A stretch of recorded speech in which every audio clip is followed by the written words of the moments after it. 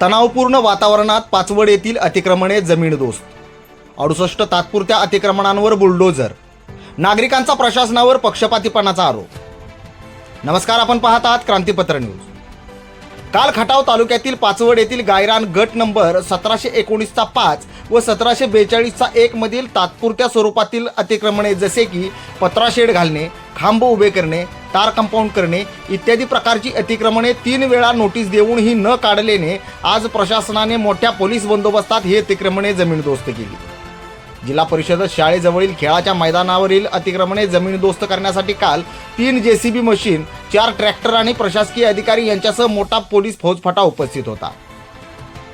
Vaduj police स्टेशनचे police निरीक्षक घनश्याम सोनवणे यांच्यासह मायणी पोलीस स्टेशनचे API विक्रांत पाटील यांच्यासह दंगल नियंत्रण पथक देखील जागेवर उपस्थित होते. दरम्यान नागरिक आणि प्रशासन यांच्यात कारवाईवरून बराच वाद झाला, पण पोलिसांनी वादाची परिस्थिती हाताळली.